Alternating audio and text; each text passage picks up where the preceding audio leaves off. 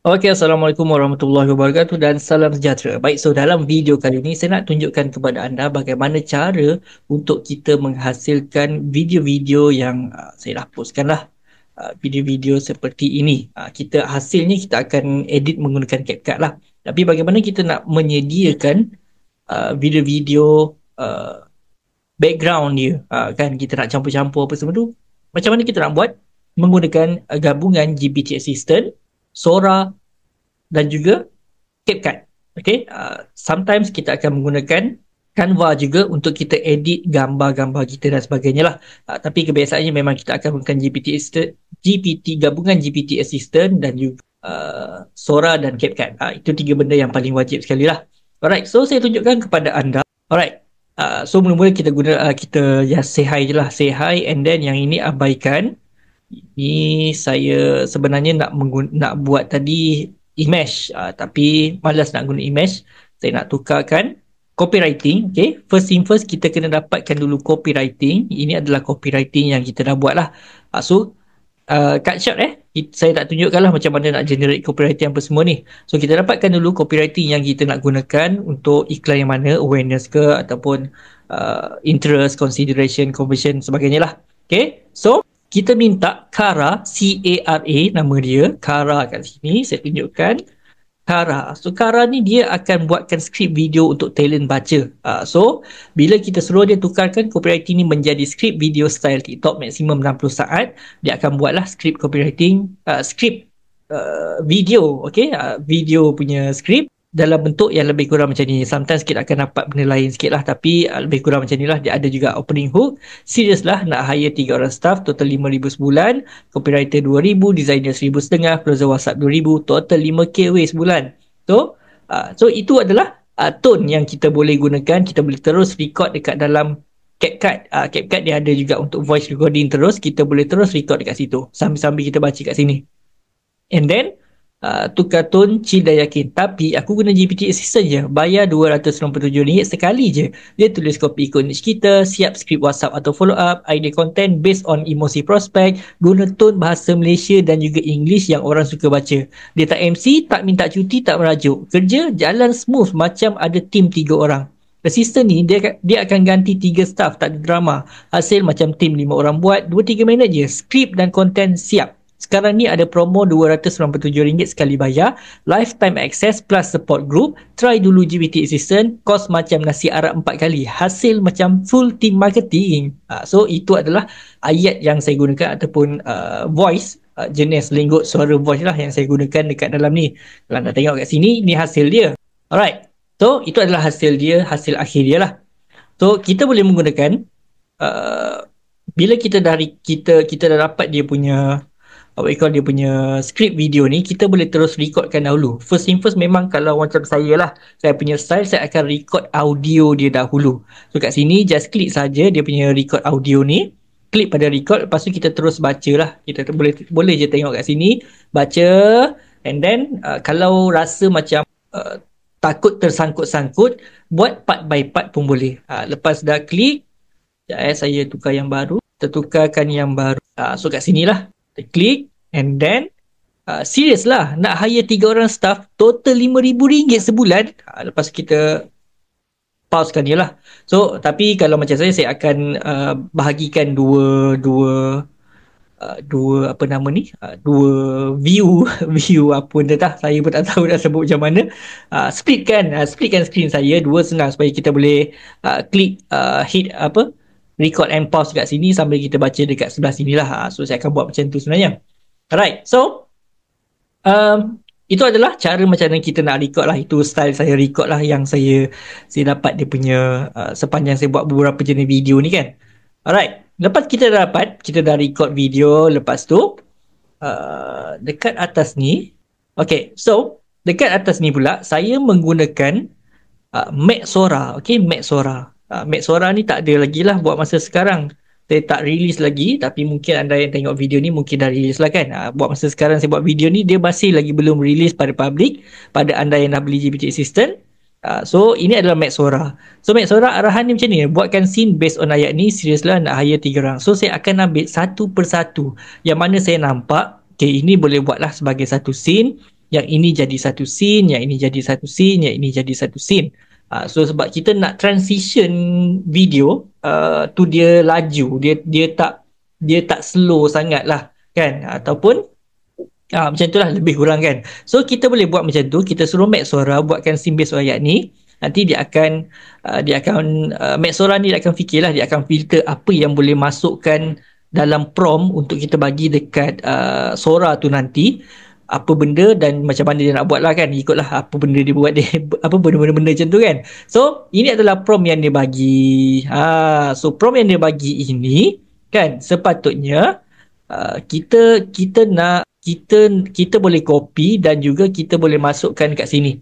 So kalau kita buka Sora, kalau tak ada, anda boleh buka dekat dalam chat GPT ni.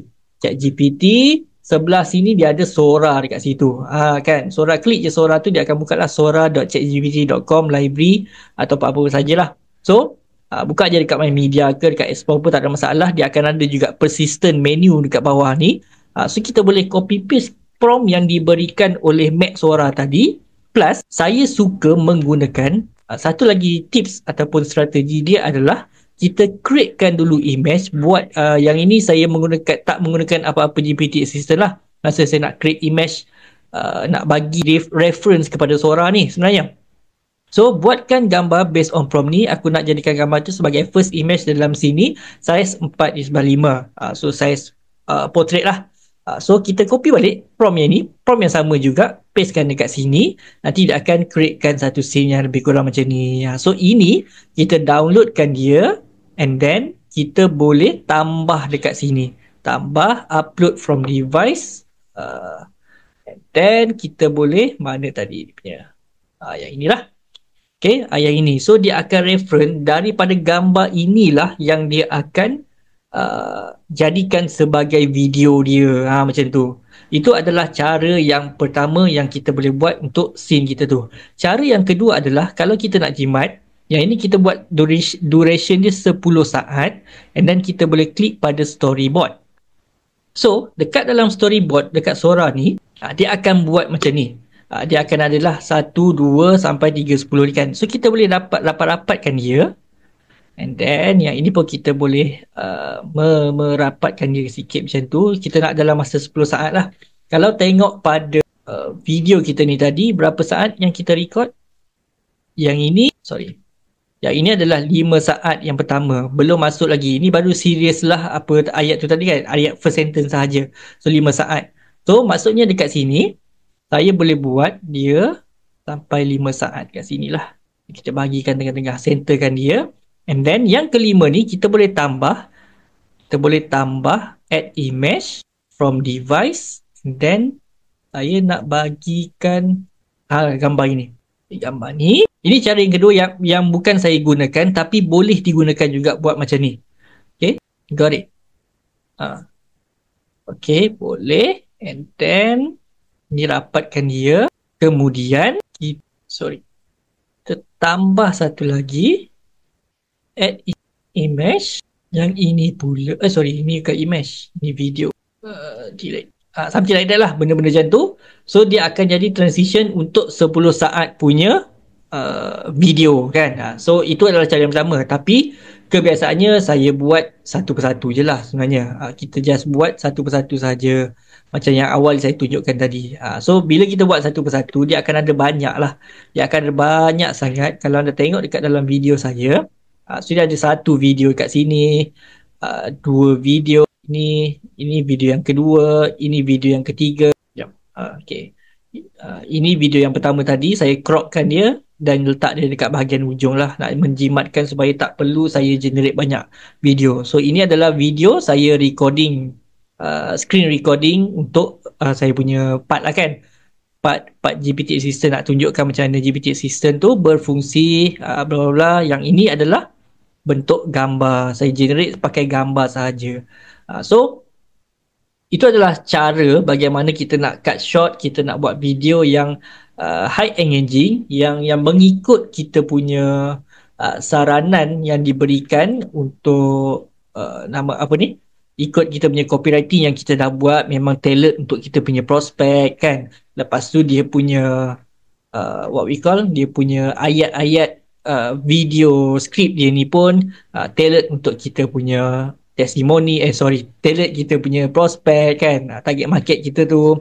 So bila kita gabungkan semuanya, dia akan jadilah satu video yang high engaging, insyaAllah lah kan. Kita tak tahu, kita kena test dahulu. And then saya juga masukkan lagu dekat sini. So lagu pula, okay, untuk lagu kita boleh menggunakan AI tools nama dia Suno untuk buat lagu. So bila selalunya ada tadi, dia tak ada dekat dalam ni. Kalau kita pakai Kara, dia tak ada lagu, dia tak ada jenis-jenis lagu yang sesuai, dia akan bagilah suggestion. Tapi kalau kita pakai apa nama dia, Vivi ataupun Farah, dia akan bagi contoh apa lagu jenis ataupun beat yang sesuai kita gunakan dekat dalam video tersebut. So nanti bila dah dapat benda tu, kita boleh minta Suno ni untuk createkan lagu untuk kita. So just create sajalah. Create dekat sini, and then kita pilih instrumental supaya dia tak ada suara. So ini adalah contoh-contoh suara ataupun video ataupun lagu yang telah saya createkan, saya masukkan dekat dalam video-video saya. So benda tu akan jadi custom made lah. Cuma Suno dia bagi tahu awal, kalau kita tak subscribe plus, dia lagu yang dia generatekan tu tak boleh digunakan untuk komersial. Jadi anda perlu subscribe plus. Tak tahulah apa akan jadi kalau anda gunakan juga kan. Tapi terpulang kepada anda macam mana nak buat. Alright. So itu saja dalam video kali ini. Assalamualaikum dan salam sejahtera.